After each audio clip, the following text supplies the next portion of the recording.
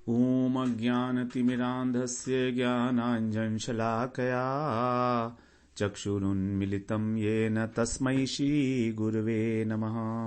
वन्देऽहं श्रीगुरो श्रीयुतपदकमलं श्रीगुरून् वैष्णवांश्च श्रीरूपं साग्रजातं सहगण रघुनाथान्वितं तं सजीवं साद्वैतं सावधूतं परिजन सहितं कृष्ण चैतन्य देवं श्रीराधा कृष्ण पादान् सहगण ललिता श्री विशाखान्वितांश तमादिदेवं करुणानिधानं तमालवर्णं सुहितावतारम् अपार संसार समुद्र सेतुं भजामहे भागवत स्वरूपम्। हे देव हे दैत हे भुवनैक बंधो हे कृष्ण हे चपल हे करुणैक सिंधो हे नाथ हे रमण हे नयनाभिराम हा हा कदानुभवितासि पदं दृशोर्मे। श्री कृष्ण चैतन्य प्रभो नित्यानंद श्री अद्वैत गदाधर शिवासादि गौर भक्त वृंद। हरे कृष्णा कृष्ण कृष्ण हरे हरे, हरे राम राम राम हरे हरे। हरे कृष्णा। सर्वप्रथम मैं अपने गुरुपाद पद्म ओम विष्णुपाद अष्टोत्तर शत श्री श्रीमद् भक्ति वेदांत माधव गोस्वामी महाराज के चरण कमलों में अनंत कोटि दंडवत प्रणाम ज्ञापन करता हूं। हम लोग श्रीमद् भागवत पुराण का प्रथम स्कंद में 19वां अध्याय श्रवण कर रहे हैं। यहां पर परीक्षित महाराज को जब शाप दे दिया गया था श्रृंगी ऋषि के द्वारा, तो गंगा तट पर आकर बैठ गए हैं और ये समाचार जो है सब जगह फैल गया कि परीक्षित महाराज जो है गंगा जी पर आ गए हैं अनशन का व्रत लेकर। अब वो कुछ भी खाएंगे पिएंगे नहीं, तो सभी जो ऋषि मुनि थे वो वहां पर आए हैं, सारे के सारे लोग अपने अपने शिष्यों के साथ, प्रशिष्यों के साथ। 25 ऋषियों के यहाँ पर देव ऋषि ब्रह्म ऋषि और राज ऋषि सबके नाम भी यहाँ पर गिनाए गए हैं 25 लोगों के। इसके बाद बताया कि अन्य लोग भी वहां पर थे और बहुत सारे। तो जब सब लोग आ गए तो महाराज ने, परीक्षित महाराज ने सबका अभिवादन किया है, सबके चरणों में दंडवत प्रणाम करके, और उनसे पूछ रहे हैं अब कि 2 प्रश्न पूछे हैं परीक्षित महाराज ने ब्राह्मणों से। पहला प्रश्न यह है कि जीव को सदा क्या करना चाहिए, हमेशा उसको क्या करना चाहिए अपने आत्म कल्याण के लिए, और दूसरा ये कि जो थोड़े समय के लिए आता है उसको क्या करना चाहिए, जो थोड़े समय के लिए मरने वाला है, मरणासन्न है थोड़े ही समय बाद, तो उसका क्या कर्तव्य है। तो ये 2 प्रश्न जो है सुखदेव जी उन्होंने सभी ऋषियों से पूछे हैं। अब मतलब जो इसकी मृत्यु निकट है उसको क्या करना चाहिए, उसका विशुद्ध कर्तव्य क्या है। उनका विश्वास था कि ये जितने ऋषि आए हैं ये सब मुझको शुद्ध अनुष्ठान बताएंगे किसी प्रकार का कि क्या मुझे करना चाहिए। लेकिन वहां पर जो है अनेक प्रकार के अनेक मतावलंबी महर्षि और ब्रह्मर्षि उपस्थित थे। कोई कर्म मीमांसक था, कोई ज्ञान परक था, कोई भक्त था। तो किसी की वैदिक कर्मों में निष्ठा थी, कोई योग मार्ग, कोई तप, कोई दान पुण्य को मानता था। सब लोग अलग अलग विचारधारा के ऋषि मुनि थे। तो इस प्रकार ऐसा कहा गया है कि वहां पर कुछ थोड़ा विवाद सा उत्पन्न हुआ कि राजा परीक्षित को इस समय क्या करना है। लेकिन जब ऐसा हो ही रहा था तभी उसी समय भगवान की प्रेरणा से वहां पर जो सर्वत्र जो सूत्रधार हैं पूरे भगवान कृष्ण, तो उनकी प्रेरणा से वहां पर व्यासपुत्र सुखदेव जी पहुंच चुके हैं। अब सुखदेव जी के विषय में बताया उनका शरीर कितना सुंदर था, श्यामल कांतिमय शरीर, अवधूत वेश, महान तेजस्वी, अति कोमल अंग उनके और सुगठित सारे अंग, बड़ा सुंदर उसका वर्णन किया गया है। तो अनेक प्रकार के गुण होते हैं महापुरुषों में। जैसे बताया जाता है कि कुछ स्थानों पर जो है उनका शरीर लालिमा को धारण किए हुए होता है, कुछ स्थानों पर लालिमा होती है, 7 स्थानों पर बताई गई है लालिमा होती है। जैसे उनकी आंखें, उनकी हथेलियां, उनके पैरों के तलवे, तालू, होठ, जीभ और नाखून, इन पर लालिमा होती है जो महापुरुष लोग होते हैं। और 3 अंग जो है उनके अत्यंत विस्तृत होते हैं, मस्तक, वक्षस्थल इत्यादि। और 3 अंग जो हैं गहरे होते हैं, वाणी, बुद्धि और नाभि। और 5 अंग जो है उनके उन्नत होते हैं, नासिका, बाहें और कान, मस्तक और जांघें, इस प्रकार। तो और कई अंग जो है सुकोमल वगैरह होते हैं। इस प्रकार 32 लक्षण जो है महापुरुषों के गिनाए गए हैं शास्त्रों में। तो इस प्रकार से वो अत्यंत सुंदर और बालकों से और स्त्रियों के द्वारा घिरे हुए व्यास नंदन सुखदेव जी वहां पर उपस्थित हुए हैं। कहा गया है कि वो स्वयं भगवान है। वहां लिखा है तत्र अभवत भगवान व्यास पुत्र है, मतलब तत्र भगवान व्यास पुत्र है अभवत, अर्थात भगवान ही जैसे मान लो व्यास पुत्र के रूप में आ गए हों। तो कहीं कहीं पर ऐसा बताया जाता है कूर्म पुराण में कि शंकर भगवान जो है वही परीक्षित का कल्याण करने के लिए सुखदेव के रूप में प्रकट हुए थे, और भगवान ही वास्तव में उनकी रक्षा करने के लिए आए हैं, क्योंकि उन्होंने ही उनकी जो है ब्रह्मास्त्र से भी रक्षा की थी। तो इस प्रकार से और सुखदेव जी जो है भ्रमण करते रहते हैं, पृथ्वी के ऊपर विचरण करते रहते हैं, कहीं रुकते नहीं हैं। वो अवधूत वेश में रहते हैं, कोई वस्त्र धारण नहीं करते हैं, भगवान के जैसा ही उनका श्याम वर्ण है। इस प्रकार से सारे लोग अत्यंत मुग्ध हो गए, जितने भी पुरुष और स्त्री, बालक इत्यादि थे, सभी लोग। तो उनके जो सौंदर्य का बड़ा सुंदर वर्णन यहां पर किया गया है, वो हम लोग सब श्रवण कर रहे हैं। अब जब राजा परीक्षित ने उनको देखा तो सभी मुनियों ने, तो सभी लोग अपने अपने आसन छोड़कर खड़े हो गए उनके स्वागत करने के लिए। और परीक्षित महाराज जो है, और सभी लोग जो बच्चे थे और स्त्रियां थी, वो ये देखकर कि ये बड़े बड़े सभा के अंदर लोग सब इनका स्वागत कर रहे हैं, इनका अभिनंदन कर रहे हैं, तो वो भाग गए, क्योंकि वो तो अज्ञानी लोग थे। इस प्रकार से वहां पर नक्षत्र और ग्रह और तारों के से जैसे चंद्रमा घिरा होता है, उसी प्रकार से सुखदेव महाराज यहां पर विराजमान हुए चंद्रमा की भांति उस सभा के अंदर, क्योंकि अत्यंत तेजस्वी पुरुष वहां पर बैठे हुए हैं। सब तेजस्वी महापुरुष हैं, अत्यंत तेजस्वी हैं। तो इस प्रकार से उनका यहां पर वर्णन किया गया। 7 ग्रह हैं जो हमारे माने जाते हैं, सूर्य, चंद्रमा, मंगल, बुध, गुरु, शुक्र और शनि। और 27 नक्षत्र हैं, और तारे तो असंख्य हैं।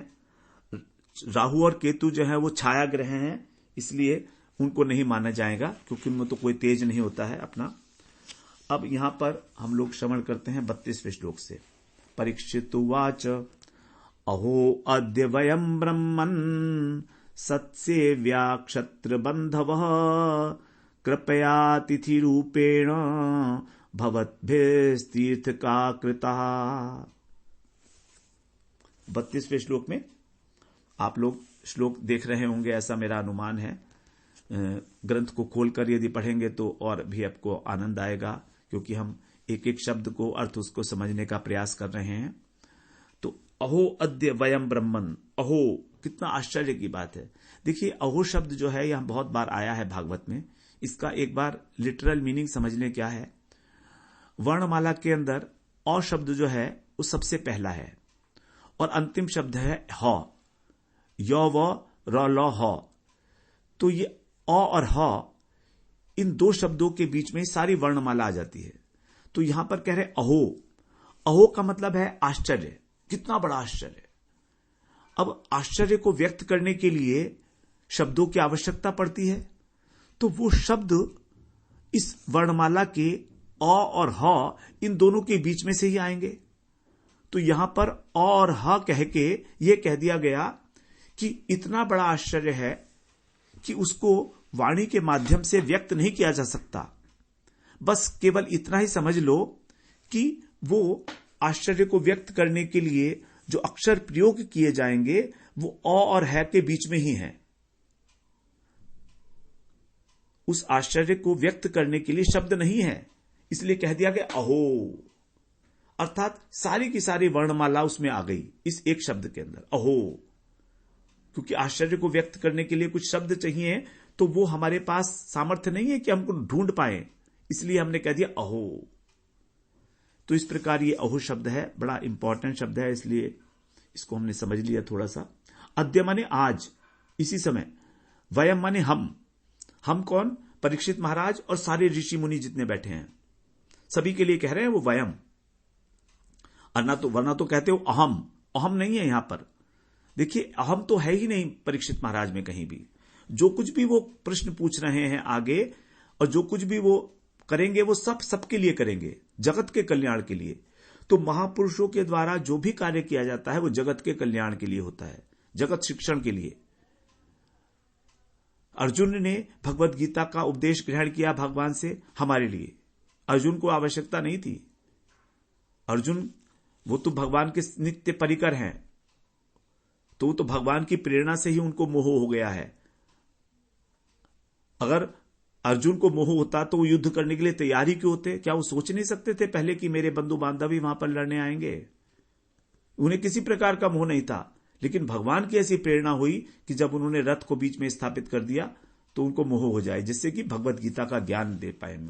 इसी प्रकार भगवान भागवत को प्रकाशित करने के लिए परीक्षित महाराज जी को माध्यम बनाए हैं, जो उनके अपने परिकर हैं। और उसी प्रकार से अर्जुन, तो परीक्षित महाराज बड़े फेवरेट हैं भगवान के, रक्षा की है उनकी। जन्म के समय ही, मृत्यु के समय ही उनकी रक्षा की है, और अब मरणासन्न अवस्था में है तो भी यहां पर रक्षा करेंगे। कैसे? भागवत श्रवण करा के। और उसी प्रकार से हमारी सबकी रक्षा होनी है। तो हमारी रक्षा का उपाय, आत्म उद्धार का उपाय श्रीमद् भागवत पुराण ही सिद्ध होती है। तो अहो अद्य वयम ब्रह्मन, हे ब्रह्मन, हे भगवान, ब्रह्मन का मतलब हे भगवान, आप भगवान स्वरूप ही है। सत्सेव्या क्षत्र बंधव, सत्सेव्या मतलब संतों की सेवा के अधिकारी हुए हैं हम। आप संत हैं तो हम उसके अधिकारी बन गए हैं। सत माने सत्पुरुषों के। आज, अद्य माने आज, हम अधिकारी बन गए हैं संतों की सेवा करने के लिए। और हम हैं कौन? क्षत्र बंधव, अर्थात क्षत्रिय बंधु होने पर भी, जैसे ब्राह्मण बंधु होता है उसको बोलते हैं अधम ब्राह्मण, उसी प्रकार परीक्षित महाराज अपने को कह रहे हैं मैं अधम क्षत्रिय हूं। मैं क्षत्रिय भी नहीं हूं, मैं अधम हूं, अत्यंत नीच हूं, क्योंकि मेरे द्वारा एक बहुत बड़ा अपराध हुआ है। मैंने एक ऋषि के गले में मरा हुआ सांप डाला है, इसलिए मैं अधम क्षत्रिय हूं। और ये बात कह रहे हैं सभी लोगों के सामने, जितने ऋषि मुनि हैं। तो अपनी अपराध को स्वीकार करना ये केवल भागवत ही कर सकता है, परम भागवत ही कर सकते हैं। हम जैसे साधारण लोग नहीं कर सकते हैं। अधम क्षत्रिय कहना अपने को अपशब्द कहना है, ये दीनता है उनकी। तो अहो अद्य वयम ब्रह्मन सत्यव्या क्षत्र बंधवा, बड़े भागी हो गए हैं, बड़े भाग्यवान हैं हम लोग कि हमें आपको सेवा करने का आपके अवसर मिला है। कृपया अतिथि रूपेण, आपने कृपा करके अतिथि रूप से आप, भवत भी, आपके द्वारा, और तीर्थ का माने हम पवित्र कर दिए गए हैं। तीर्थ क्योंकि पवित्र करने वाला है, तो जैसे तीर्थ के समान तीर्थ पवित्र कर देता है, ऐसे ही आपने हमें आज आके कृपा पूर्वक पवित्र कर दिया है। हम हैं तो अधम, हम इसको डिजर्व नहीं करते। आपने हमें इस अधिकारी समझा कि हम आपकी सेवा कर सके, तो हमें आपका समागम करने का अधिकार मिला, आपका संग करने का अधिकार मिला। देखिए कितनी उच्च बात है ये, भाव देखिए परीक्षित महाराज का। हमको साधु संग मिलता है और हम उसको अप्रिशिएट ही नहीं करते हैं। और यहां पर वो कह रहे हैं कि मेरा बहुत बड़ा भाग्य है कि आपने कृपा करके अपना साथ मुझे दिया है, आपके दर्शन हो गए हैं मेरे को। दर्शनादेव साधव है, केवल दर्शन मात्र से साधु जो है कल्याण कर देता है आपका। दर्शनादेव साधव है, केवल दर्शन से। लेकिन चित्त कैसा हो? परीक्षित जी महाराज जैसा हो, व्याकुल चित्त, श्रद्धालु, शरणागत। 33वें श्लोक में कह रहे हैं, ये शाम संस्मरणात् पुंसाम सद्य शुद्ध्यन्ति वै ग्रहा किम पुनर्दर्शन स्पर्श पाद शौचासनादि भी। ये शाम संस्मरणात्, जिनका अच्छी प्रकार से स्मरण करने से, अर्थात वैष्णवों का, साधुओं का, आप जैसे परम भागवत का। पुंसाम ग्रहा वै सद्य शुद्ध्यंती, लोगों के घर निश्चित रूप से तुरंत पवित्र हो जाते हैं, शुद्ध हो जाते हैं। घर का मतलब यहां पर अंतःकरण, तो घर तत्काल पवित्र हो जाते हैं, उनका अंतःकरण शुद्ध हो जाता है आपके दर्शन मात्र से, आपका स्मरण करने मात्र से। दर्शन तो बात की बात है, यहां पर स्मरण कह दिया। अच्छी प्रकार से भगवत भक्तों की कथाएं सुनने से, उनका स्मरण करने से, उनके चरित्र का अनुशीलन करने से। किम पुनर्दर्शनम, फिर उनका दर्शन की तो क्या बात कहें। और उनका स्पर्श, अर्थात हम उनका पाद सेवन, उनका स्पर्श कर सकें, उनके चरणों को छू सकें, और पाद शौचन, उनके चरणों का हम प्रक्षालन कर सकें। शौचम माने उसको पवित्र करना, चरणों के ऊपर जो है वो जल डालकर, और पाद प्रक्षालन, और आसन, उनको आसन इत्यादि देना। यदि ये मिल जाए तो कहना ही क्या है। और हमको आपने ये सब अवसर दिया है, सत्सेवया, आपनी सेवा का अवसर दिया है। तो गुरु वैष्णव हमें अपनी सेवा का अवसर दें, यही हमारे लिए एक बहुत बड़े सौभाग्य की बात है, बहुत बहुत बड़े सौभाग्य की बात है, परम सौभाग्य की बात है। क्योंकि स्मरण मात्र से लोगों के घर जो है पवित्र हो जाते हैं, केवल स्मरण मात्र से भक्तों के। तो जहां पर हरि कथा होती है, भक्तों की कथा होती है, वहां पर कभी कली का निवास तो हो ही नहीं सकता है, कलह नहीं आ सकती है वहां पर।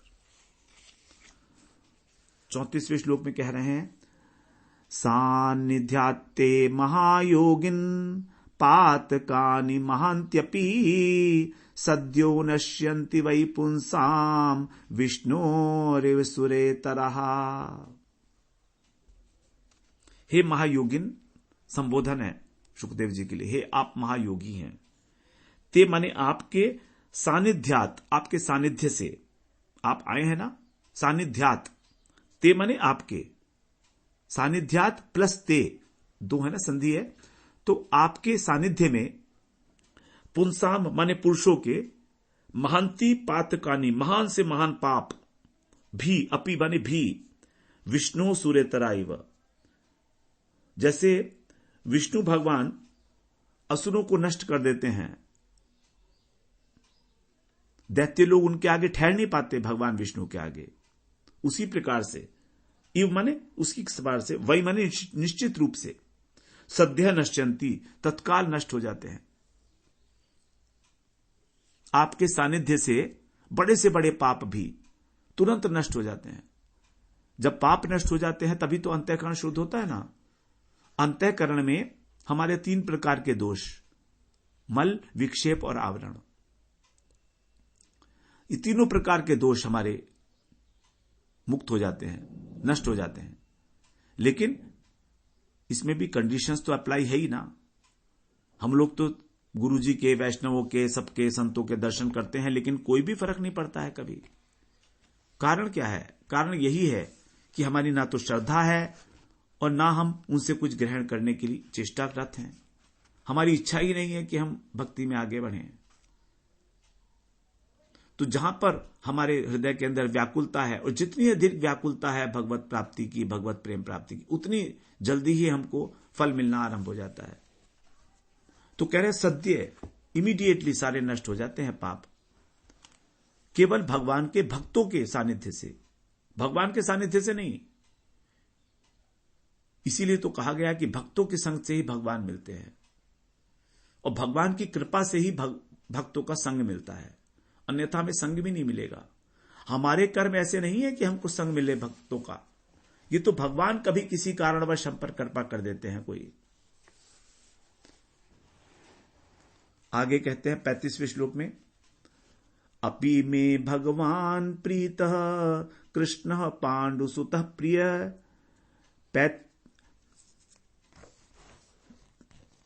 पैतृषु अवसे प्रीत्यर्थम तद गोत्रस्यात् बंधवः।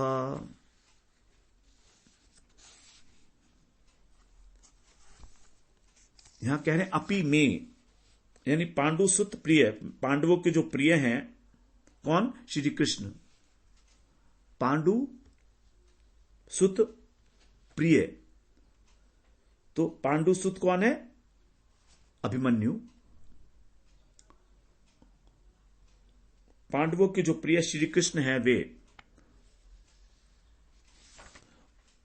श्री कृष्ण के लिए संबोधन है पांडु जो है पांडवों के पिता का नाम था पांडु और धृतराष्ट्र 2 भाई थे ना, तो पांडु जी के जो पुत्र थे 4, वो हैं पांडव। तो पांडु सुत प्रिय, आप कृष्ण जो कौन है? पांडु सुत प्रिय। तो पांडवों के जो सुहृद प्रिय श्री कृष्ण हैं, वे भगवान मुझ पर अत्यंत खुश हैं, प्रीतः। और पैतृषु से अपनी बुआ के लिए फुफेरे भाई, उन्होंने फुफेरे भाई थे ना उनके, तो फुफेरे भाइयों की प्रसन्नता के लिए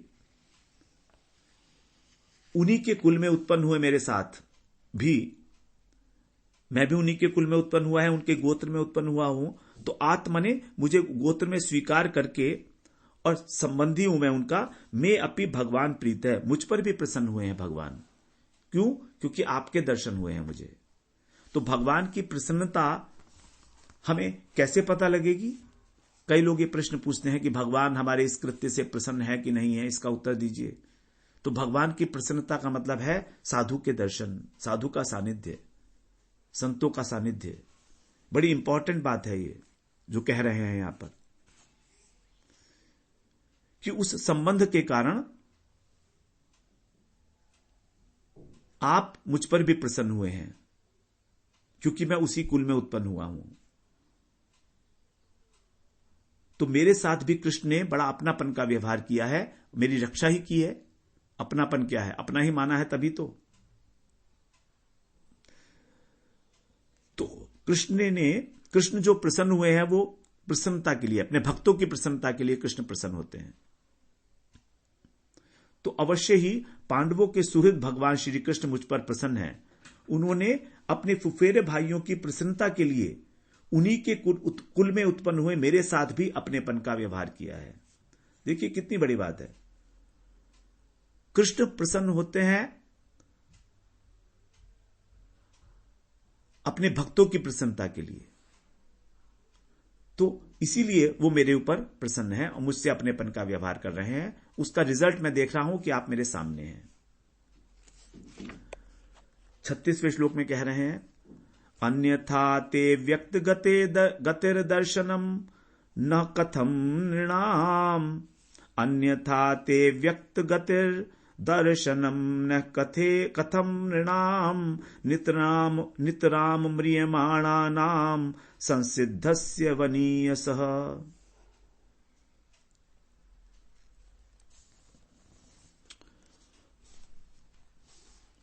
यहां कह रहे हैं अन्यथा, अगर ऐसा नहीं होता तो अत्यंत म्रियमाणा नाम, नितराम माने अत्यंत मरणासन्न, नृणाम माने मनुष्य, कौन? मुझे, नौ माने मुझे, अव्यक्त गते, जो आपकी अव्यक्त गति है, आपकी गति को कोई जान नहीं सकता, आप कहां पर जाने वाले हैं, आप तो एकांतवासी हैं। तो यदि कृष्ण की कृपा नहीं होती, अन्यथा, तो आप जैसे जो एकांतवासी वनवासी हैं, अव्यक्त गति वाले, और कैसे हैं? संसिद्ध, परम सिद्ध पुरुष, वे, और वनीयस माने वन में रहने वाले, वनीयस वन में रहने वाले, ऐसे सिद्ध पुरुष स्वयं पधार कर इस मृत्यु के समय, म्रियमाणा नाम, मेरे को तो मृत्यु आने वाली है, तो हम जैसे लोगों को दर्शन क्यों देते? नृणाम मनुष्य, हम जैसे न कथा, कैसे कहें, क्यों दर्शन देंगे आप हमको? ते दर्शनम कथा कथम, आपके दर्शन कैसा होता हमको अगर ऐसा नहीं होता तो ये अवश्य ही कृष्ण का मेरे ऊपर अपनापन है, अनुग्रह है। तो कृष्ण के अनुग्रह को ही यहां पर स्मरण कर रहे हैं परीक्षित महाराज। तो देखिए, भगवान का अनुग्रह होता है तभी हमें संतों के दर्शन होते हैं। बड़ी स्पष्ट सिद्धांतिक वाक्य यहां पर निकल कर आ जाते हैं। 37वें श्लोक में कह रहे हैं, अतः पृच्छामि संसिद्धिम योगिनाम परमं गुरुम पुरुषस्य यत् कार्यम म्रियमाणस्य सर्वथा। इसलिए मैं आपसे कुछ पूछ रहा हूं, क्योंकि कृष्ण मेरे ऊपर प्रिय हैं और आप आए हैं, तो आपके आने का कोई कारण तो होगा। तो आप कैसे हैं? योगी नाम परम गुरुम, योगियों के भी परम गुरु हैं आप। इसीलिए अतः संसिद्धिम, अपनी परम सिद्धि के लिए और साधन के संबंध में मैं आपसे प्रश्न पूछ रहा हूं, क्योंकि मैं मरणासन्न हूं। जो पुरुष मरणासन्न है, म्रियमाणस्य, सर्वथा मरणासन्न है, मरने ही वाला है, उसको क्या करना चाहिए? यह माने इस लोक में, यत माने जो कार्यम करनी है वह मैं आपसे पूछता हूं। क्या करना चाहिए नहीं है, यह कहा है। देखिए, निगेटिव सेंटेंस नहीं है यहां पर, वो इंटरोगेटिव नहीं है। क्या करना चाहिए? यत कार्यम म्रियमाणस्य, क्या कार्य जो करणीय है वो बताइए आप हमें। क्या करना चाहिए नहीं पूछा है। यत कार्यम, कार्यम का मतलब है जो कर्तव्य है, करने योग्य है मरणासन्न व्यक्ति के द्वारा। तो मरणासन्न व्यक्ति के द्वारा जो करने योग्य कार्य है इस जगत में, पुरुषस्य इह माने इस जगत में, वो आप हमें बताइए। मैं आपसे उस संबंध में प्रश्न पूछ रहा हूं। योग प्रश्न कैसा है? संसिद्धिम, अतः पृच्छामि, पूछ रहा हूं संसिद्धिम, संसिद्धि के विषय में, अर्थात परम सिद्धि के विषय में, कि उसका स्वरूप क्या है, उसका साधन क्या है। वास्तव में पूरी भागवत यही है, इस प्रश्न का ही उत्तर है, इन दो प्रश्नों का, कि साधारण अवस्था में मनुष्य को क्या करना चाहिए और जो मरणासन्न है उसको क्या करना चाहिए। दोनों बातें, नॉर्मल में क्या करें और बिल्कुल ही मरने वाला है तो क्या करें। और दूसरे अध्याय से, स्कंद से 12वें स्कंद तक यही बातें हैं हमारी भागवत में। 38वें श्लोक में कह रहे हैं, यत् श्रोतव्यमथो जप्यम यत् कर्तव्यम नृभि प्रभो स्मृतव्यम भजनीयम वा ब्रूहि यद वा विपर्ययम। हे भगवान, साथ में यह भी बताइए आप, हे प्रभु, कि नृभि माने ऐसे मनुष्यों के द्वारा, यत श्रोतव्यम, जो सुनने योग्य है, क्या सुने हम, अथवा जाप्यम, जो हमें जप करना है, क्या जप करने योग्य है। तो यत कर्तव्यम, जो करने योग्य है, और स्मृतव्यम, जो स्मरण करने योग्य है, और जो भजनीयम, भजनीयम, भजन करने योग्य है, वो सब बताइए। देखिए कितनी बड़ी बात। नंबर 1, सुनने योग्य, जप करने योग्य, करने योग्य, स्मरण योग्य और भजन योग्य, 5 चीजें पूछी हैं। हम क्या सुने, हम किस चीज का जप करें, कीर्तन करें, हम करें क्या, और स्मरण क्या चीज का करें, और भजन क्या करें, और यद्वा विपर्ययम, और जो इसके उल्टे हो, जो इसमें बाधा देने वाला हो, वो भी बताइए। जो इसमें बाधा दे वो भी बताइए आप हमको। केवल इतना ही नहीं कि क्या करना है, तो अन्वय और व्यतिरेक रीति, इन दोनों से आप हमें बताइए कि हमें क्या करना चाहिए। ब्रूहि माने वह सब आप हमें बताइए कि किस चीज का हम त्याग करें। विपर्यय, जो बाधा है, उल्टा, विपरीत। 39 श्लोक में कह रहे हैं, नूनम भगवतो ब्रह्मन् ग्रहेषु ग्रहमेधिनाम न लक्ष्यते ही अवस्थानम अपि गोदोहनम क्वचित। हे भगवान, हे ब्रह्मन, हे भगवत स्वरूप ब्रह्मन, भगवत ब्रह्मन, नूनम माने निश्चित रूप से ही, गोदोहनम, गाय जितनी देर तक दूही जाती है उतनी देर भी, अपि माने भी, आप गृहस्थों के घर में, ग्रह मेधी नाम, जो ग्रह के अंदर बिल्कुल आसक्त हैं। ग्रह मेधी का मतलब जिनको घर के अंदर ही जिनकी बुद्धि पूरी प्रकार से आसक्त है, उसको ग्रह मेधी कहा जाता है। गृहस्थ नहीं है ये, गृहस्थ अलग चीज होती है। गृहस्थ का मतलब है वो गृहस्थ आश्रम है, और ग्रह मेधी का मतलब है कि उस आसक्ति, पूरी आसक्ति पूर्वक घर में विराजमान है वो। और गृहस्थ व्यक्ति आसक्तिपूर्ण नहीं है, वो आश्रम है। तो हम लोग कई बार सोचते हैं कि हम गृहस्थ आश्रम करके बहुत अच्छा काम कर रहे हैं। तो यदि आश्रम है तो ठीक है। अब आश्रम का मतलब है, आश्रम में उद्देश्य होता है कि भगवान की प्राप्ति, वर्णाश्रम धर्म का पालन। तो आश्रम के धर्म का पालन किया जाए तो ठीक है, लेकिन अधिकतर गृह मेधी ही है। कहां पर है ऐसा कौन जो गृह मेधी नहीं है? आसक्ति है पूरी भगवान घर के अंदर ही। तो गृह मेधियों के घर में आप केवल उतनी देर ही ठहरते हो जितनी देर गाय दूह जाती है।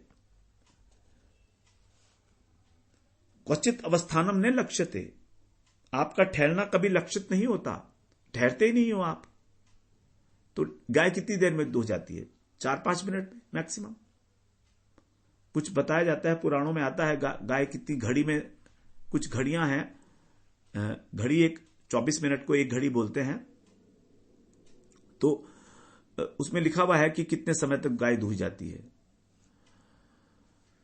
तो उतनी देर तक आप ठहरते हैं। अब आप जल्दी से बता दीजिए, क्योंकि आपका पता तो है नहीं आप कितनी देर ठहरेंगे यहां पर, और मैं तो गृह मेधी ही हूं, आसक्त हूं संसार में। अब सूत जी कह रहे हैं 40वें श्लोक में, अंतिम श्लोक है इस अध्याय का। एवमाभिशतः पृष्टः स राज्ञा क्षलक्ष्ण्या गिरा प्रत्यभाषत धर्मज्ञो भगवान बादरायणी। सूत जी कहते हैं बड़ी मधुर भाषा में भगवान, वो उन्होंने ये पूछा है, उनसे प्रश्न पूछा है। एवं इस प्रकार श्लरक्षण्याम ने मधुर भाषा में, बड़ी कोमल भाषा में, बड़ी सौम्यता के साथ, नम्रता के साथ, गिरा माने वाणी, राजा के द्वारा अभाषित संभाषण करने पर, और पृष्ठ है पूछे जाने पर। तो कुछ तो प्रश्न है और कुछ उनकी स्तुति परक है। तो धर्मज्ञ है, जो धर्म को जानने वाले, वे सौ माने वे कौन? भगवान बादरायणी। बादरायणी मतलब जो व्यास जी के पुत्र हैं। व्यास जी का एक नाम है बादरायण, क्योंकि वो बद्री वन के अंदर उनका अयन था। बद्री वन, तो जिनका अयन, बद्री का मतलब होता है बेर, तो बेरों का जो वन था उसके अंदर वो रहते थे। उन्होंने उसको आश्रय बनाया हुआ था बद्री वन, तो इसलिए उनको बोलते हैं बादरायण। जिनका अयन बेरों का वन है तो उसको बादरायण कहा, और उनके पुत्र हैं बादरायणी अर्थात सुखदेव जी। तो प्रति अभाषत, उसके उत्तर में इस प्रकार कहा, उसका उत्तर देने लगे। तो यहां पर हमारा ये जो पूरा स्कंद है और ये अध्याय है यहां पर पूरा हो जाता है। तो कह रहे हैं कि आप इसका हम लोग थोड़ा सा देख लेते हैं कि अभी अंत में क्या कहा है परीक्षित महाराज ने, कि हमारा जीवन धन्य हो गया, आप जैसे संत हमारे यहां आए हैं कल्याण करने के लिए। अब मेरा सौभाग्य है कि आप मेरे अतिथि बने हो, और आपके तो स्मरण मात्र से ही लोगों का कल्याण होता है। फिर मुझे तो आपका इत्याधिक सानिध्य मिला है, सब प्रकार से मैंने आपका चरण प्रक्षालन भी किया है, आपका स्पर्श भी किया है। ये आप मेरे अतिथि हैं, और आपका तो भगवान के साथ नित्य संयोग है, इसलिए आप महायोगी हो। और आपने मुझे जो स्वीकार किया, जो आपने दर्शन दिए, उसका कारण बताया, क्योंकि आप जो हैं कृष्ण ने पांडवों के वंश के संबंध से मुझे स्वीकार किया है। मैं तो अधम क्षत्रिय हूं, लेकिन उन्होंने मुझे अपना माना है। तो उसी संबंध से कृष्ण से मेरा जो है रिलेशन है, अपनापन मानते हैं वो मुझे। और आपके दर्शन अपने आप से मुझे प्राप्त होना केवल कृष्ण कृपा है। विशेषकर जब मैं मरणासन्न हूं, जब मैं मृत्यु के बिल्कुल आगोश में जाने वाला हूं, तब आपने मुझे दर्शन दिए हैं, और मुझे अत्यंत आवश्यकता थी। तो जब आप इस प्रकार अनुपम कृपा करके मेरे ऊपर पधारे हैं यहां, तो अब आप इस जगत के अंदर जो मरणासन्न व्यक्ति हैं, उनके लिए जो कुछ भी करने योग्य कार्य है, जो कुछ भी सुनने योग्य है, जो कुछ भी स्मरण करने योग्य है, जो जपने योग्य है, जो भजने योग्य है, वो सब बताइए आप। और जो इसके विपरीत है, अर्थात जिस प्रकार का आचरण नहीं करना चाहिए, उसका भी आप मुझे उपदेश दीजिए। इस प्रकार आप मुझे सब प्रकार से कृतार्थ करिए। तो ये परीक्षित महाराज जो है उनसे पूछे हैं कि हमें क्या करना चाहिए। वास्तव में देखिए, म्रियमाण तो सभी हैं, जो पैदा होता है वो म्रियमाण है। म्रियमाण का मतलब मरणासन्न, क्षण क्षण में भी हम लोग जो है मृत्यु के निकट पहुंच रहे हैं, क्षण क्षण में। तो इस प्रकार हम लोगों के लिए प्रत्येक अवस्था में श्रीमद् भागवत के अंदर जो आगे अब परीक्षित महाराज को सुनाएंगे भागवत, सुखदेव जी महाराज, तो उसका एक एक अक्षर हम लोगों के लिए श्रवणीय है। तभी हमें जो परीक्षित महाराज के प्रश्न हैं उनका उत्तर सम्यक रूप से, अच्छे प्रकार से हमें उनका उत्तर मिलेगा। और हमारी सुखदेव जी महाराज के चरणों में, कृष्ण के चरणों में, गुरुदेव के चरणों में, सबके चरणों में, महापुरुषों के चरणों में ये हमारी प्रार्थना है कि हमें इस प्रश्न का उत्तर मिले और हम उस प्रकार का आचरण कर सकें, अन्वय और व्यतिरेक दोनों रीतियों के साथ, कि हमें क्या नहीं करना चाहिए और हमें क्या करना चाहिए, क्या जपनीय है, क्या श्रवणीय है, क्या स्मरणीय है, क्या भजनीय है। बड़ा सुंदर प्रश्न है हमेशा, क्योंकि यदि हम यही सोचेंगे कि हम मरने के समय ऐसा करेंगे तो वो संभव ही नहीं है। मृत्यु के समय तो हमारा कंठ अवरुद्ध हो जाता है वात पित्त से। वात पित्त और कफ, इन तीनों का इतना अधिक प्रकोप होता है मृत्यु के समय में कि हमारे को भगवान का नाम याद आएगा नहीं आएगा, हम इस बारे में नहीं कह सकते, पक्की तौर से नहीं कह सकते। इसलिए कुलशेखर जी की एक प्रार्थना है और उसको हम लोग श्रवण करते हैं। उसमें वो कह रहे हैं कुलशेखर जी, मुकुंदमाला स्तोत्र के अंदर है, कृष्ण त्वदीय पद पंकज पंजरांतम अद्येव में विशतु मानस राजहंस प्राण प्रयाण समय कफवात पित्तये कंठावरोधन विधौ स्मरणम कुतस्ते कंठावरोधन विधौ स्मरणम कुतस्ते। कृष्ण से कह रहे हैं, हे कृष्ण, प्राण समय, जब हमारा मृत्यु का समय आएगा तो हमारा क्या होगा, कफ वात पित्तई, इसके कारण हमारा कंठ जो है अवरुद्ध हो जाएगा। तब फिर आपका स्मरण कैसे करेंगे, कुतस्ते, कैसे होगा आपका स्मरण, ते माने आपका, कुते माने कैसे, विधौ माने विधान करना, तो आपके स्मरण का विधान कैसे हो पाएगा, नहीं हो पाएगा। हमें आशा नहीं है कि हमारे को आपका स्मरण होगा। फिर क्या करना है, कृष्ण त्वदीय पद पंकज पंजरांतम, आपके जो चरण कमल हैं उन चरण कमल के अंदर पंजरांतम, जो पिंजरा है आपका चरण कमलों का, उसके अंदर इस समय अद्य माने आज, इस समय, नाउ, एव माने ही, इस समय ही, मैं विशतु मानस राजहंस है, मेरा मन रूपी राजहंस जो है आपके चरण कमल रूपी पिंजरे में कैद है। विशतु माने बैठा हुआ है, अंदर पिंजरे के अंदर कैद है। क्यों? क्योंकि मैं इस समय कृष्ण कथा सुन रहा हूं, इस समय मैं कृष्ण कथा कह रहा हूं, इस समय मैं कृष्ण के नाम का जाप कर रहा हूं, महामंत्र का जाप कर रहा हूं, इस समय मैं स्वस्थ हूं तो मुझे कृष्ण के चरणों का स्मरण हो रहा है। तो सब प्रकार से मेरा मन जो है आपके चरण कमलों में निविष्ट है इस समय, नाउ। तो अब क्या प्रार्थना है वो आगे बताएंगे, वो हम इसमें है नहीं। तो कह रहे हैं कि आप ऐसा करिए कि बस आप इसी समय मुझे उठा लीजिए, यही काल मेरा मृत्यु का काल हो, इस शरीर को छोड़ने का हो।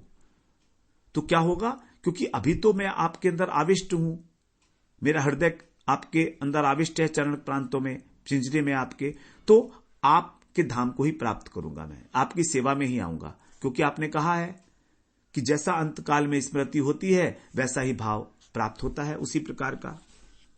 अंतकाले च मामे वे स्मरण मुक्त्वा कलेवरम, यह प्रयाति समद्भावम याति नास्त्यत्र संशय, उसी भाव को प्राप्त होता है। तो अब मैं जो है आपके भाव को प्राप्त होऊंगा, अर्थात आपकी सेवा में नियुक्त हो जाऊंगा, यदि आपने इसी समय मेरे प्राणों को और ले लिया